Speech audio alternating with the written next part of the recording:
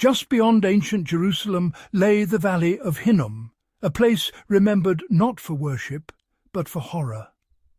According to the book of Jeremiah, people gathered here to sacrifice their own children in fire.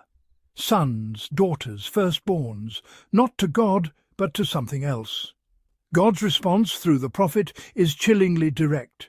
He says he never commanded such acts. He calls them detestable, and he promises judgment. This wasn't metaphor. This wasn't symbolism. Archaeological and historical records confirm that child sacrifice was practiced in the ancient Near East, often driven by fear. Fear that crops would fail, that rains would stop, that unseen forces demanded blood.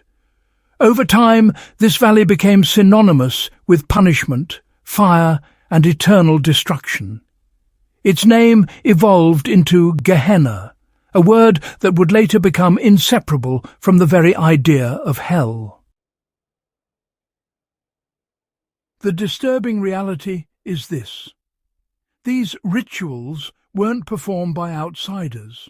They were carried out by people who lived within the Israelite community itself. And that raises a deeply uncomfortable question. What convinced ordinary parents to commit the unthinkable? Across civilizations, evil eventually gained a face. In Christian tradition, Satan is not just a tempter, but a fallen angel. Once beautiful, once powerful, now locked in rebellion against God. He offers knowledge, power, transcendence, but always at a cost that only becomes clear when it's too late. Yet this figure doesn't belong to Christianity alone. Buddhism speaks of Mara, a demonic force of temptation. Islam tells of Iblis, who refuses to bow and is cast down. Across cultures, the same role appears again and again, an intelligent, malevolent being who manipulates human weakness. By the early Middle Ages, Western Europe began to give this figure a body. Church walls filled with grotesque images, horns, wings, claws, fire. The devil wasn't hidden. He was placed directly in front of the faithful as a warning. Fear of eternal punishment became a powerful force for social control, moral teaching, and obedience.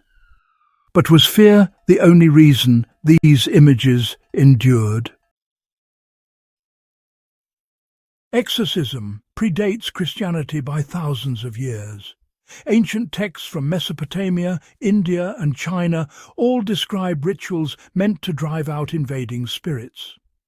The Catholic Church continues this practice today, insisting it is not magic, but prayer, invoking divine authority against something real. Modern exorcists, they describe experiences that really defy easy explanation.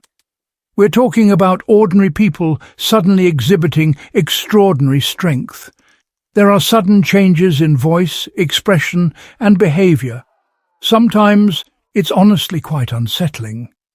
Hostility toward religious objects is often reported.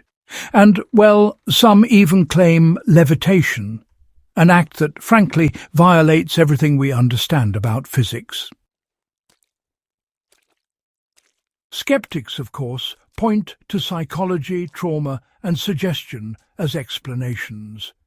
Yet the Church itself actually requires medical and psychological evaluations before an exorcism is ever approved. Even then, priests insist that spiritual and psychological healing must happen together, because whatever is being confronted, it seems to feed on pain, anger, and unresolved wounds. If none of this is real, then why has nearly every civilization on Earth independently developed the same response to it? Rising abruptly from the plains of Wyoming, Devil's Tower really does defy its surroundings.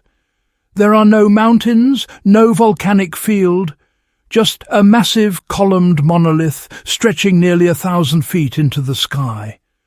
Scientists agree it formed from magma, but, they still debate how it ended up exposed in total isolation.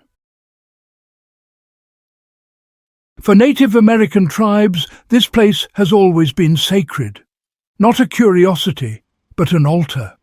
It's a place where, honestly, the boundary between worlds feels thin. Many say the energy changes as you approach it, that it amplifies something ancient and powerful. Hollywood noticed too. When a famous science fiction film used Devil's Tower as an alien landing site, tourism exploded. And, never dropped. People felt drawn to it, even if they couldn't quite explain why. Is Devil's Tower unnatural, or does it simply expose how little we understand about the forces that shape our world?